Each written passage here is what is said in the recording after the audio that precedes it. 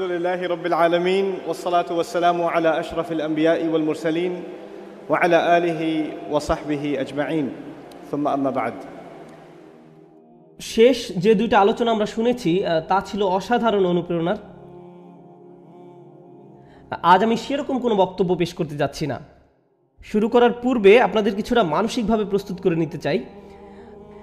এখন আমি আপনাদের সাথে যা শেয়ার করতে যাচ্ছি আমি মনে করি এটা খুবই গুরুত্বপূর্ণ যে বর্তমান সভ্যতার কিছুটা পটভূমি মুসলমানদের জানা থাকা উচিত। আমি এমন কিছু নিয়ে কথা বলবো যা বুঝতে হলে আপনাদের অনেক মগজ খাটাতে হবে। আপনারা সারাদিন ধরে এমনিতে এখানে বসে আছেন, মানসিকভাবে অনেকটা ক্লান্ত, তাই দোয়া করুন যেন আমি পরিষ্কারভাবে ধারণাগুলো আপনাদের নিকট উপস্থাপন করতে পারি এবং আপনারা যেন আমার চিন্তা পদ্ধতির সাথে একাত্ম হতে পারেন। যে কারণে আমি ভূমিকাটা দিচ্ছি তা হলো যখন আপনাদের কোনো প্রশ্ন জিজ্ঞেস করব, এভাবে আমি শিক্ষা দিয়ে থাকি, আমি শুধু প্রশ্ন করার নিমিত্তে কোনো প্রশ্ন করি না। যখন আমি কোনো কিছু জানতে চাইব আশা করি আপনারা জোর আওয়াজে তার জবাব দিবেন। এর ফলে আমি বুঝতে পারবো যে আপনারা জীবিত আছেন। একমাত্র এভাবেই আমি বুঝতে পারবো যে আপনারা এখনো নিঃশ্বাস নিচ্ছেন।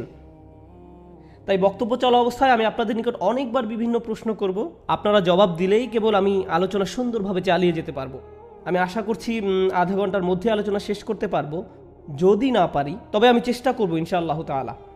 আজ আমরা ইসলামের ইতিহাস নিয়ে আলোচনা শুনেছি, আমরা রসুল সাল্লাল্লাহু আলাইহি সাল্লামের সিরাহ নিয়ে আলোচনা শুনেছি, কিন্তু আমি আলোচনা শুরু করতে চাই ইউরোপের ইতিহাস নিয়ে। ইনশাআল্লাহ ইউরোপের কিছু ইতিহাস নিয়ে আমাদের সময়ের সমস্যাগুলো উপলব্ধি করার জন্য এই প্রেক্ষাপটটা জানা খুব জরুরি।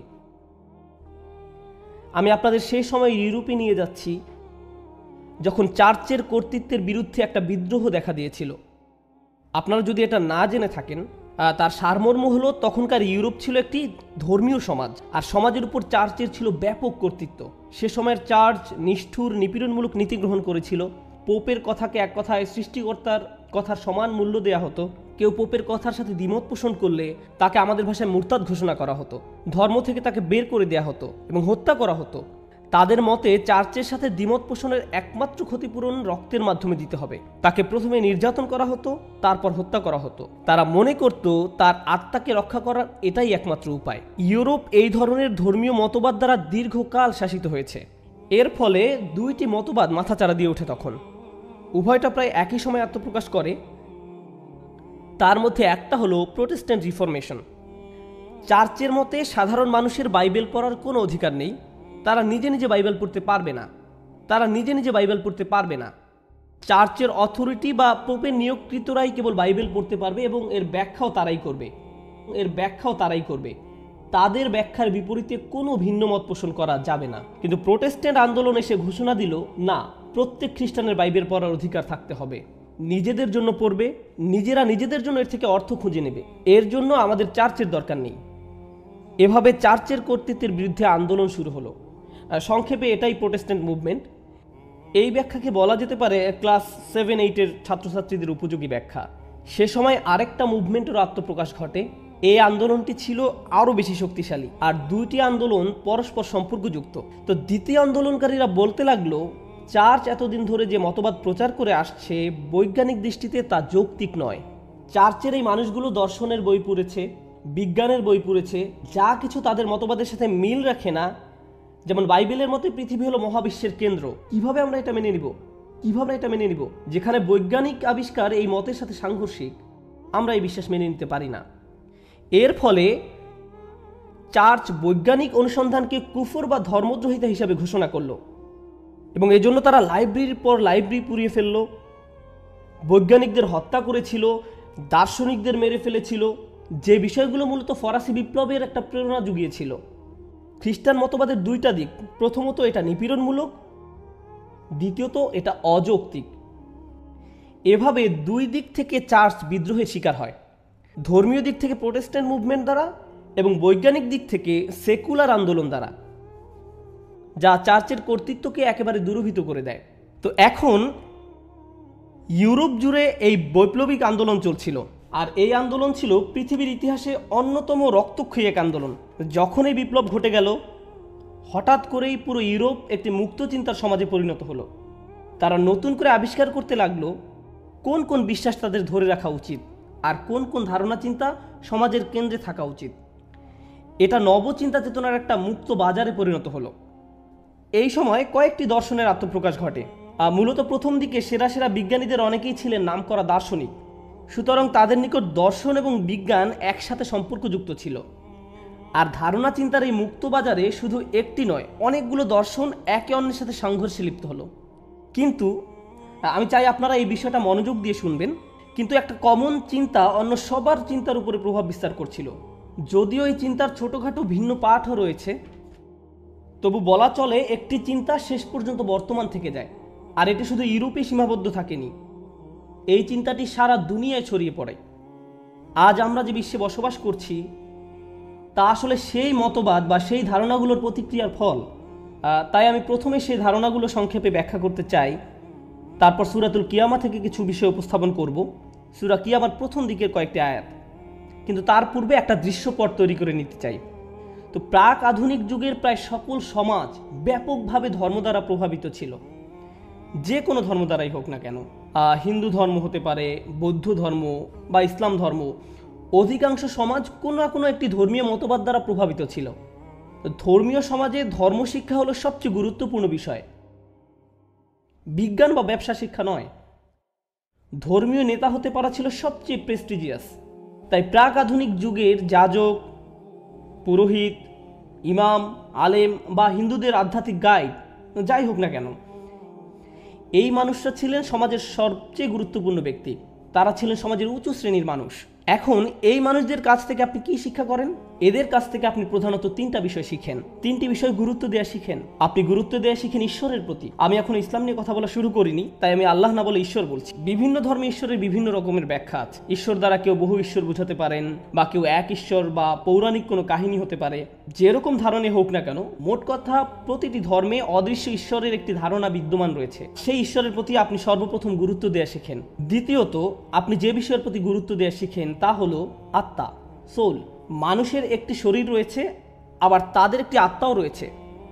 আপনি সকল ধর্মে আত্মার উপর গুরুত্ব দেওয়ার বিষয়টি লক্ষ্য করবেন। আমাদের ভেতরের রহস্যময় একটা কিছুর অস্তিত্ব রয়েছে, আর এটাকে অবশ্যই রক্ষা করতে হবে। তাহলে এখন আমাকে বলুন, প্রথমে কিসের প্রতি গুরুত্ব দেওয়া? ঈশ্বর। দ্বিতীয়ত আত্মা। তৃতীয় বিষয়টি হলো মৃত্যুর পরবর্তী জীবনের একটি ধারণা। পৃথিবীর এই জীবনের পর কিছু একটা ঘটবে। কারো মতে আপনি একটি গাছ বা পাখি হিসাবে পুনরায় জন্ম লাভ করবেন, অথবা আপনি স্বর্গ বা নরকে যাবেন। মোট কথা, তৃতীয় ধারণাটি হলো এই পৃথিবীর জীবনই একমাত্র জীবন নয়, এই জীবনের পর আরও জীবন আছে, এরপর আরও অস্তিত্ব রয়েছে।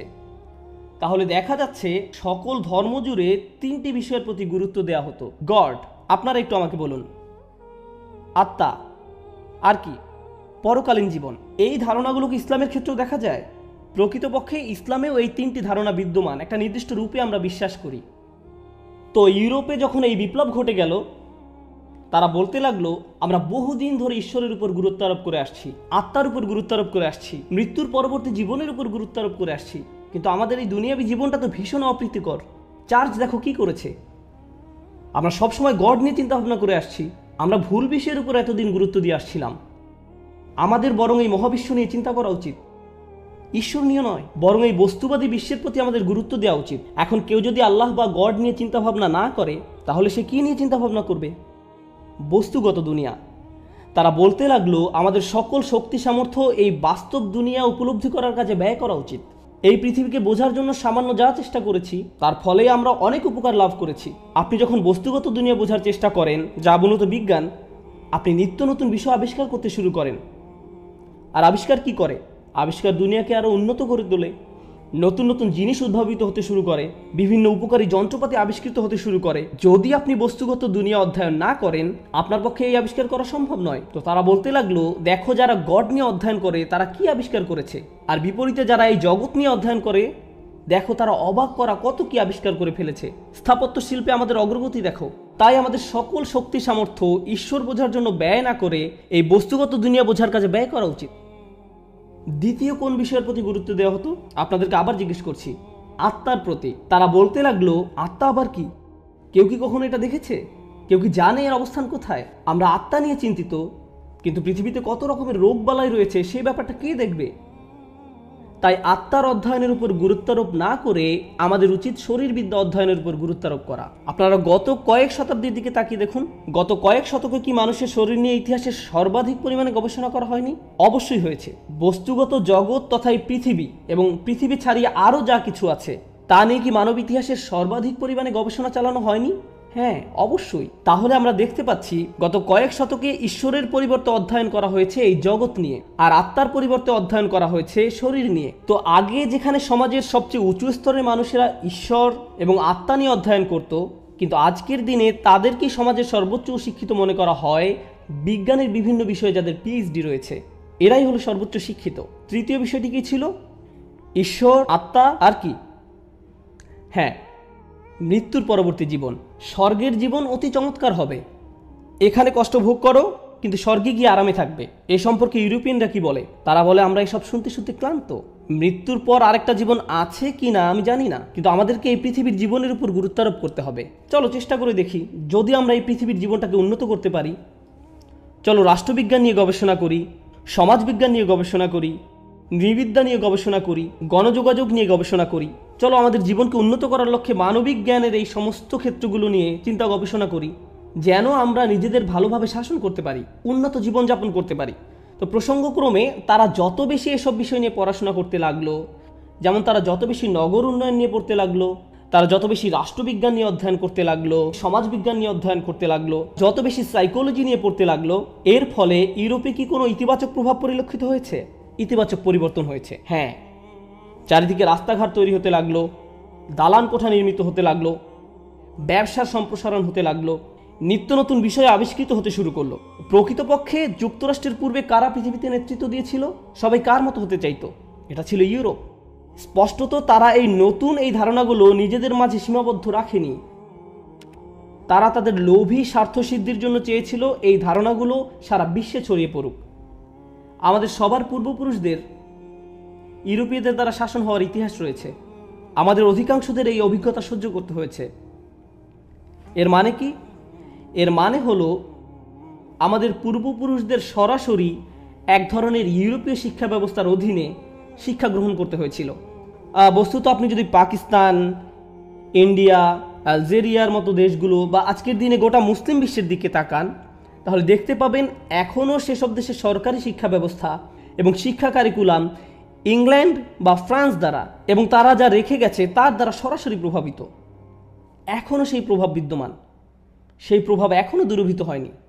তো এই সব কিছুর মাঝে মানুষ যখন প্রশ্ন করতে লাগলো কিংবা বিশ্বাসের এই ব্যাপারটা কিভাবে ব্যাখ্যা করা হবে, তাহলে ঈমান কি, ঈশ্বর কি, তখন এই যুক্তিগুলো দেখানো হচ্ছিল যে ধর্ম বলতে কিছু নেই, আল্লাহ বলতে কেউ নেই, ধর্ম মানুষের বানানো, ইত্যাদি ইত্যাদি। কিছু মানুষ তখন নাস্তিকতায় দীক্ষিত হতে শুরু করে। এই বছর আমার সুইজারল্যান্ড ঘুরে আসার একটা সুযোগ হয়েছিল, যেটা খুবই রক্ষণাত্মক একটা সমাজ। তারা তাদের 400-500 বছরের পুরনো চার্চগুলো রক্ষা করার ব্যাপারে খুবই সচেতন, কিন্তু কেউ সেই চার্চগুলোতে যায় না। গির্জার বিল্ডিংগুলো সংরক্ষিত আছে, অর্থাৎ তারা ইতিহাস ভালোবাসে কিন্তু ধর্মের সাথে এখন তাদের কোনো সম্পর্ক নেই। আমি আসলে কিছু মানুষকে জিজ্ঞেস করেছিলাম, আপনি কি ধর্মে বিশ্বাস করেন? তারা উত্তরে বলে না, যদিও তারা এখনও চার্চের ঘন্টা বাজার শব্দ শুনতে পায়, কারণ তারা শুধু ইতিহাস সংরক্ষণ করতে চায়। তাই এটা এখন শুধুমাত্র অসার ইতিহাস। আমি আপনাদের আরেকটি উদাহরণ দিচ্ছি। নিউ ইয়র্ক সিটিতে নির্মিত অন্যতম পুরনো একটি গির্জার অবস্থান হলো পার্ক অ্যাভিনিউতে। এটা একটি ঐতিহাসিক জায়গা, এজন্য স্টেট গভর্নমেন্ট এটাকে একটি সংরক্ষিত ঐতিহাসিক জায়গা হিসেবে ঘোষণা করে, ফলে কারো পক্ষে এটাকে ধ্বংস করে ফেলা সম্ভব না। এজন্য দেখা যায় আধুনিক আকাশচুম্বী সব অট্টালিকার মাঝখানে 200 বছরের পুরনো এই চার্চটি কিছুটা বেমানান হয়ে দাঁড়িয়ে আছে, ক্যাথলিক চার্চ। কেউ এখন আর সেখানে যায় না, আর এই জন্য তারা এটাকে একটি নাইট ক্লাবে রূপান্তরিত করেছে। এটা এখন আসলে একটা নাইট ক্লাব, কিন্তু বিল্ডিং আগের মতোই আছে, কারণ এটা ঐতিহাসিক জায়গা। তো একদিন হেঁটে যাওয়ার সময় একটা সাইনবোর্ডের দিকে খেয়াল করলাম, সেখানে লেখা আছে বৃহস্পতিবার রাতে এখানে মহিলাদের ফ্রি ড্রিঙ্কস পরিবেশন করা হয়। আমি অবাক হয়ে ভাবতে লাগলাম, এটা আবার কোন ধরনের চার্চ?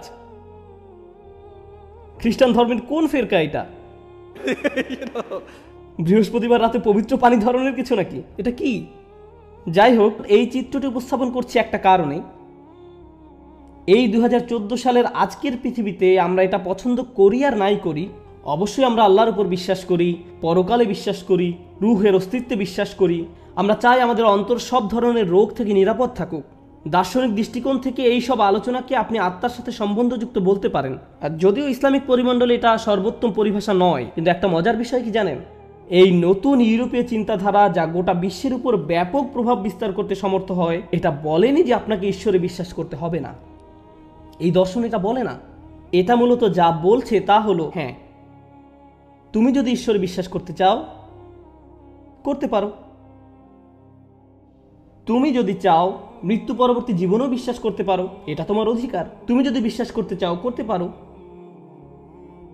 তারা যা বলছে তা অনেক বেশি ভয়ঙ্কর। তারা বলেনি যে আমরা তোমার সাথে একমত পোষণ করি না, তারা বলেছে এতে কিছুই যায় আসে না। তুমি ঈশ্বরে বিশ্বাস করো বা না করো, এতে কারো কিছু যায় আসে না। বিজ্ঞান বাস্তব, তুমি ঈশ্বরে বিশ্বাস করো বা না করো। মেডিসিন বাস্তব, তুমি স্বর্গে বিশ্বাস করো বা না করো। রাজনীতি বাস্তব, অর্থনীতি বাস্তব। তাই চলো বাস্তব জগৎ নিয়ে উদ্বিগ্ন হই। মুসলমানদের ক্ষেত্রে কি ঘটছে? আমাদের প্রায় অধিকাংশই আধুনিক শিক্ষায় শিক্ষিত। আমরা যদি কোনো শিক্ষা পেয়ে থাকি সেটা হলো আধুনিক শিক্ষা। এর ফলে যদিও আমরা আল্লাহতে অবিশ্বাস না করি, পরকালকে অবিশ্বাস না করি এবং অন্তরের বিষয়টিতেও অবিশ্বাস না করি, কিন্তু বাস্তবিক অর্থে ইউরোপীয় বিপ্লব মানুষের কাছ থেকে যে ধরনের আচরণ আশা করে, আমাদের আচরণ মোটেও তার ব্যতিক্রম নয়। ব্যবহারিক দৃষ্টিকোণ থেকে বলতে গেলে তাদের আচরণ এবং আমাদের আচরণে কোনো ফারাক নেই। আমি আপনাদের কিছু বাস্তব উদাহরণ দিচ্ছি যা বিষয়টাকে আরও পরিষ্কারভাবে বুঝতে সাহায্য করবে। অনেক মুসলিম পরিবার যুক্তরাষ্ট্রে, ত্রিনিদাদে বা গায়ানাতে বসবাস করে। আমি গায়ানা বলে ফেলেছি, সরি। আচ্ছা, যাই হোক, অথবা তারা পাকিস্তান বা অন্য কোনো দেশে বাস করে। তারা তাদের সন্তানদের জন্য কি আশা করে? গড়পড়তা একটি মুসলিম পরিবার তাদের সন্তানদের জন্য কি চায়? ভালো শিক্ষা চায়। কেন তারা ভালো শিক্ষা চায়? এর ফলে তাদের সন্তান ভালোভাবে জীবনযাপন করতে পারবে। আপনার সেই সন্তান যদি বলে, হ্যাঁ আমি ভালো শিক্ষা চাই, কিন্তু সবার আগে আমি ইসলামের উপর ভালো শিক্ষা অর্জন করতে চাই, আমি ভাবছি ইসলাম সম্পর্কে কিছু জ্ঞান অর্জন করব, তখন দাড়ি এবং হিজাবওয়ালা মুসলিম পিতামাতা বিরক্ত হয়ে ওঠে। এটা শিখে তুমি কি চাকরি করবে? কিভাবে তুমি জীবনযাপন করবে? কি করে তুমি বিয়ে করবে? তোমার জীবন কিভাবে চলবে? তুমি তোমার জীবন শেষ করার বুদ্ধি করেছ। কেউ যদি কিছুটা ধার্মিক হওয়ার চেষ্টাও করে, আপনারা যারা এখানে আছেন এটা ভালো করে জানেন, এই দ্বীপে আপনারা মুসলিম সংখ্যাগরিষ্ঠ অংশ নন। আপনারা হলেন অদ্ভুত রকমের সংখ্যালঘু। সম্ভবত তারা শুধু জুমার নামাজে উপস্থিত হয়, হতে পারে নামাজের একেবারে শেষ মুহূর্তে এসে যোগ দেয়, সবার শেষে আসে আবার সবার আগে বের হয়ে যায়। আপনি হয়তো তাদের সবচেয়ে বড় অংশ দেখবেন কেবলমাত্র ঈদের নামাজে। ওই সমস্ত মানুষের জীবনে ধর্ম কি ভূমিকা রাখে? আসলে এটা শুধু মুসলমানদের ক্ষেত্রে নয়, খ্রিস্টান, বৌদ্ধ, হিন্দু, মুসলিম বা অন্য যে কোনো ধর্মে হোক না কেন, ধর্ম মানুষের জীবনে খুবই ক্ষুদ্র ভূমিকা পালন করে। আপনার জীবন কিভাবে অতিবাহিত করবেন তার প্রধান দিক নির্দেশনা ধর্ম থেকে আসে না। আপনি কোথায় বসবাস করবেন সেই সিদ্ধান্ত ধর্ম থেকে আসে না। কিভাবে আপনার সন্তানদের বড় করবেন সেই দিক নির্দেশনা ধর্ম থেকে আসে না। সেই সব চিন্তাভাবনার আলোকে, যে চিন্তাভাবনাগুলো ঔপনিবেশিক রাষ্ট্রগুলো অনেক আগেই আপনার মাথায় ঢুকিয়ে দিয়েছে, আমরা খুব গভীরভাবে এই মতবাদগুলো দ্বারা প্রভাবিত হয়ে আছি। আলোচনার শুরুতে আমি দুটি আন্দোলনের কথা বলেছিলাম। কি সেগুলি? একটি হলো ফরাসি বিপ্লব, আরেকটা কি? Protestant reformation, Protestant movement. তাদের পরিণতিটা বেশ মজার। আমি চাই আপনারা এটা ভালোভাবে উপলব্ধি করুন। প্রায় সকল ক্যাথলিক চার্চের মতে এই পৃথিবী মারাত্মক খারাপ এক জায়গা, এটি একটি অভিশাপ। মানুষ একমাত্র স্বর্গে গিয়ে সুখী হতে পারবে। ঈশ্বর শাস্তি স্বরূপ মানুষকে পৃথিবীতে পাঠিয়েছেন। তাই তৎকালীন ইউরোপে মানুষ যে খুবই নিম্নতর জীবনযাপন করত সেটা প্রত্যাশিত ছিল, কারণ এই দুনিয়া একটি ভয়ানক জায়গা, এখানে শুধু কষ্টই পাওয়া যায়। প্রোটেস্ট্যান্ট মুভমেন্ট এই মতবাদের প্রতিক্রিয়ায় ভিন্ন ধরনের এক খ্রিস্টান মতবাদ চালু করলো। এই নতুন খ্রিস্টান মতবাদ অনুযায়ী আপনি যত বেশি দুনিয়াদার হবেন, আপনি যত বেশি সম্পদশালী হবেন, আপনার যত ভালো চাকরি থাকবে, আপনি যত বেশি টাকা আয় করবেন, এই সব কিছু নির্দেশ করে গড আপনাকে বেশি ভালোবাসেন। আপনি যদি অনেক ধনী হয়ে থাকেন, সেটা প্রমাণ করে যে গড আপনাকে অনেক ভালোবাসেন। তাহলে দেখা যাচ্ছে দার্শনিকভাবে প্রোটেস্ট্যান্টরা সম্পূর্ণ ক্যাথলিক চার্চের বিপরীতে গিয়ে দাঁড়ালো। আপনি যদি যুক্তরাষ্ট্রের গহীন দক্ষিণাঞ্চলে যান, যেখানকার 2/3 অধিক রেডিও স্টেশন হলো খ্রিস্টান, আপনি যদি ঘন্টাখানেক মনোযোগ দিয়ে কোনো খ্রিস্ট ধর্মপ্রচারকের কথা শোনেন, তারা এভাবে বলে, আমি চাই তুমি যেন ওই চাকরিটা পাও, কারণ জিসাস তোমার প্রমোশন চান। তোমার ওই সুন্দর গাড়িটা প্রমাণ করে যে জিসাস তোমাকে ভালোবাসে। আপনি দেখতে পাবেন বিশাল ধনী মানুষদের অনেকেই ধর্মপ্রচারক। তারা অত্যন্ত ধনী, পরনে তাদের দামি পোশাক। তারা বলে, আমি আজকে যে বিশাল ধন সম্পদের মালিক তা আসলে জিসাসের দান। তাহলে দেখা যাচ্ছে তারা কেন এখন ধর্মের কাছে আসে? কারণ এটা আপনার বস্তুবাদকে আরো সম্প্রসারিত করে তুলবে। আমি প্রথমবারের মতো আজকে বস্তুবাদ শব্দটি ব্যবহার করেছি। যখন আপনি ঈশ্বরের পরিবর্তে এই জগতের প্রতি মনোনিবেশ করেন, তা হলো বস্তুবাদ। আপনি যখন আত্মার পরিবর্তে শরীরের প্রতি মনোনিবেশ করেন, সেটা বস্তুবাদ। আপনি যখন পরকালের পরিবর্তে এই পৃথিবীর জীবন নিয়ে পড়ে থাকেন, সেটা আসলে কি? বস্তুবাদ। অর্থাৎ আধুনিক খ্রিস্টবাদ বস্তুবাদকে সমর্থন করার একটা মাধ্যমে পরিণত হয়েছে। আর দুর্ভাগ্যক্রমে মুসলমানরাও পিছনে পড়ে নেই। কখন মুসলমানরা খুব খুশি হয়ে যায় এবং একত্রে আনন্দ উদযাপন করে, এমনকি এমন মুসলিমও যে নামাজ পড়ে না, জুমার নামাজেও আসে না, কিন্তু যখন সে নতুন বাড়ি ক্রয় করে, বাড়িতে দোয়া মিলাদের আয়োজন করে। সত্য কি না? কেন? কারণ সে মনে করে আল্লাহ আমার উপর খুবই খুশি, তাই আমাকে এটা দান করেছেন। আপনি যত বেশি দুনিয়া অর্জন করবেন, তত বেশি এটা প্রমাণ করে যে আল্লাহ আপনার উপর তত খুশি। এই ভ্রান্ত ধারণা এমনকি মুসলিম বিশ্বেরও অধিকাংশ জায়গায় ছড়িয়ে পড়েছে। আবার আরেক দল আছে যারা মনে করে এই দুনিয়া মারাত্মক খারাপ, এই দুনিয়া অশুভ, দূষিত। এখন এইসব চিন্তাধারার মাঝে আমি আপনাদের নিকট শেয়ার করতে চাই যে কোরআন এই দুনিয়াকে কিভাবে দেখে। যদিও এটা অনেক বড় একটা দার্শনিক আলোচনা, কিন্তু আমি 5 মিনিটের মধ্যে একটা সংক্ষিপ্ত বর্ণনা দেওয়ার চেষ্টা করব। যদি সুযোগ পাই আগামীকাল বিস্তারিত আলোচনা করব, কিন্তু এখন অন্তত একটা ধারণা আপনাদের দিতে চাই ইনশাআল্লাহ তাআলা।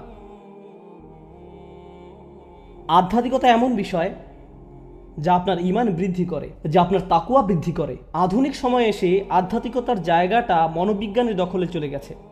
আমরা এখন ব্যাপারটাকে অদৃশ্য জগতের দৃষ্টিকোণ থেকে বোঝার পরিবর্তে দৃশ্যমান জগতের মাধ্যমে বোঝার চেষ্টা করি। তাই আপনি যদি হতাশায় ভোগেন, তখন বলা হয় এর সাথে আধ্যাত্মিকতার কোনো সম্পর্ক নেই। তোমার শরীরের কিছু কেমিক্যাল রিঅ্যাকশনের কারণে তুমি এমন অনুভব করছো, কয়েকটা ট্যাবলেট খেয়ে নাও, সব ঠিক হয়ে যাবে।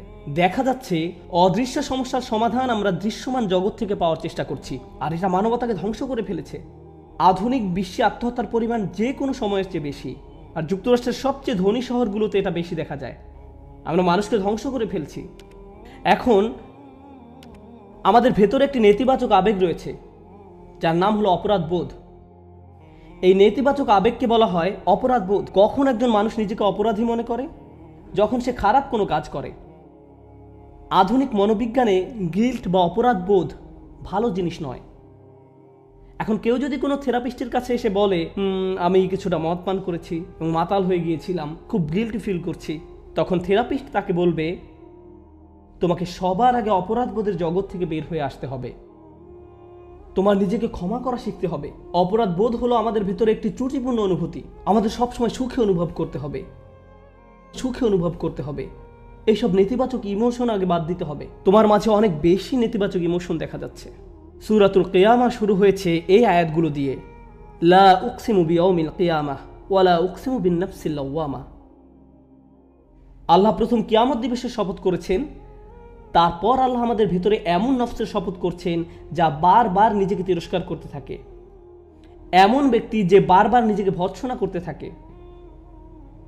আরবি ব্যাকরণের ভাষায় এই দুইটা জিনিস আসলে লাজেম এবং মালজুম, একটি অন্যটির সাথে সম্পর্কযুক্ত। আল্লাহ আমাদেরকে আধ্যাত্মিক এবং মনস্তাত্ত্বিক বাস্তবতার একটা অসাধারণ সত্য সম্পর্কে জানান দিচ্ছেন।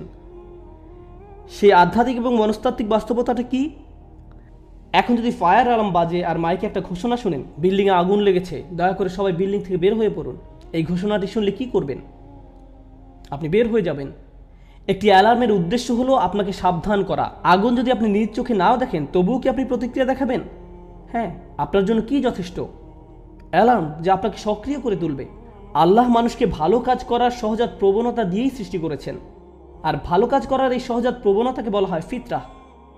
আমরা যখন আমাদের এই আত্মিক কার্যক্রমের বিরুদ্ধাচরণ করি, তখন আমরা আল্লাহর দেয়া নিরাপত্তা ব্যবস্থা অপরাধ বোধ এর মুখোমুখি হই, যাকে আরবিতে বলা হয় নাফসুল লাওয়ামা, অপরাধ বোধ। অপরাধ বোধ হলো আল্লাহ প্রদত্ত একটি উপহার, যা আমাদের সতর্ক করে দেয় যে আমরা যা করতে যাচ্ছি তা আমাদের আত্মাকে ধ্বংস করে দিচ্ছে। কাজটি করার সময় আপনি বিপদ দেখতে পান না, সহজাত প্রবৃত্তির বিরুদ্ধাচরণ করার সময় বিপদটা চোখে পড়ে না। সেই সত্যিকারের বিপদটা তারা কখন প্রত্যক্ষ করবে? কিয়ামতের দিন। বিচার দিবসের চূড়ান্ত প্রমাণ হলো আমাদের ভেতরের এই মনস্তাত্ত্বিক অনুভূতি। প্রতিটি অন্যায় কাজের পর মুহূর্তেই আপনার নিজেকে যে অপরাধী মনে হয়, এটা কিয়ামত দিবসের সবচেয়ে বড় প্রমাণ। আর এই অপরাধ বোধ শুধু মুসলমানদের একক কোনো বিষয় নয়, প্রতিটি মানুষকেই এই উপহার প্রদান করা হয়েছে। তাই যখনই কেউ কোনো খারাপ কাজ করে, সাথে সাথে যেন বুঝতে পারে এটা ঠিক নয়। আমার মনে হচ্ছে এই কাজের জন্য আমি মহা বিপদে পড়তে যাচ্ছি। আমার ভেতরের কিছু একটা এই কাজে খুবই নারাজ। যেমন বাচ্চারা যারা শিক্ষকের ডেস্কে গিয়ে বসে আর বারবার দেখতে থাকে শিক্ষক এসে পড়লো কিনা, তখন তাদের মনের যে অবস্থা থাকে, ও আমি ধরা পড়ে যেতে পারি, আমি ধরা পড়ে যেতে পারি। তাদের মনের ভেতরে যে লাউ কাজ করে, বিশেষ করে যখন তারা ধরা পড়ে, অপমানিত হয়, এই সব কিছু হলো লাউম। আধুনিক মনোবিজ্ঞান এই বিষয়টাকে ইতিবাচক দৃষ্টিতে ব্যাখ্যা করতে পারে না। এটা পারে না, কারণ তাদের মতে আত্মা বলতে কিছু নেই। মনোবিজ্ঞানের থিওরি এটা আপনাকে শিক্ষা দেবে না। কোনো থেরাপিস্ট আপনাকে বলবে না যে আপনাকে আপনার হৃদয়ের সুরক্ষা নিশ্চিত করতে হবে। ইসলামই একমাত্র ধর্ম, এই কোরআনই একমাত্র কিতাব, রাসূল সাল্লাল্লাহু আলাইহি সাল্লামের প্রদর্শিত পথই একমাত্র পথ, যা দৃশ্য এবং অদৃশ্য জগতের মাঝে একটা ভারসাম্য রক্ষা করে চলার কথা বলে। ক্যাথলিকরা দৃশ্য জগতের প্রয়োজনকে সম্পূর্ণ অস্বীকার করেছিল, প্রোটেস্ট্যান্টরা বস্তু জগতের মাঝে একেবারে ডুবে গিয়েছিল, আর সেকুলাররা অদৃশ্য জগৎকে সম্পূর্ণরূপে অস্বীকার করল। আমরাই একমাত্র ধর্মীয় গোষ্ঠী যারা বস্তুগত জগতের সাথে যুক্ত হই এবং এই যুক্ত হওয়ার মাধ্যমে অদৃশ্য জগতের বাস্তবতাকে আরো ভালোভাবে উপলব্ধি করি। এই বিষয়ে শুধু একটা উদাহরণ পেশ করব আমি। যখন বৌদ্ধরা ধ্যান করে তখন তারা চোখ বন্ধ করে ধ্যান করে। যখন বৌদ্ধরা ধ্যান করে তারা চোখ বন্ধ করে ধ্যান করে। আপনি দেখবেন অনেক আধ্যাত্মিক পরিমণ্ডলে মানুষ চোখ বন্ধ করে ঘন্টার পর ঘন্টা ধ্যান করে। আমরা কিভাবে নামাজ পড়ি? চোখ খোলা রেখে। আমাকে সততার সাথে বলুন তো, যদি চোখ বন্ধ করে নামাজ পড়তেন তাহলে কি মনোনিবেশ করা সহজ হতো না? সহজ হতো, কিন্তু আমরা তা করি না। আমরা আমাদের চোখ খোলা রাখি। কেন এই নিয়ম কখনো কি ভেবে দেখেছেন? এটা আসলে আমাদের ধর্মের একটা মৌলিক বিষয়। আপনি যে এই বস্তুগত পৃথিবীতে বাস করছেন, এই বাস্তবতাকে অস্বীকার না করেই অদৃশ্য আল্লাহর সাথে আপনার সংযোগ তৈরি করার কথা। এমনকি নামাজেও আমরা এই পৃথিবীর সাথে আমাদের সংযোগ সম্পূর্ণরূপে বিচ্ছিন্ন করে ফেলি না। কেন আল্লাহ রাসূল সাল্লাল্লাহু আলাইহি সাল্লাম আল্লাহর সাথে যার সম্পর্ক ছিল সবচেয়ে সুদৃঢ়, কেন তিনি কোনো বাচ্চার কান্নার আওয়াজ শুনলে নামাজ সংক্ষিপ্ত করে ফেলতেন? তার কি নামাজে এমনভাবে হারিয়ে যাওয়ার কথা নয় যে বাচ্চার কান্না তো দূরের কথা, ভূমিকম্প হলেও তো তার টের পাওয়ার কথা নয়?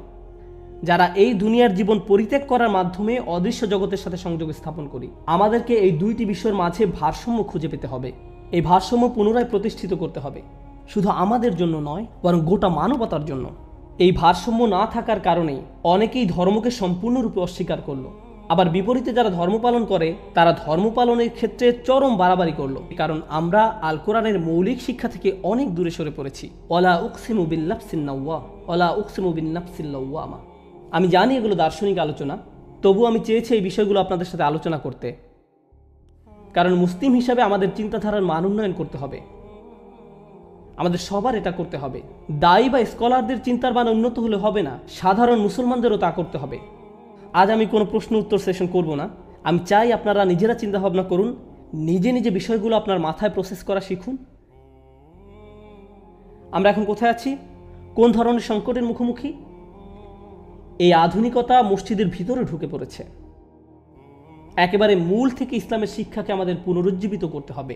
আল্লাহ আযজা ওয়া জাল্লা আমাদের এমন উম্মায় পরিণত হতে সাহায্য করুন যারা দ্বীনের মূল শিক্ষায় ফিরে আসে এবং উম্মার এবং বৃহৎ পরিসরে মানবতার উন্নতি সাধনের লক্ষ্যে তা সর্বত্র ছড়িয়ে দিতে পারে। বারাকাল্লাহু লি ওয়া লাকুম। আসসালামু আলাইকুম ওয়া রাহমাতুল্লাহি ওয়া বারাকাতুহু।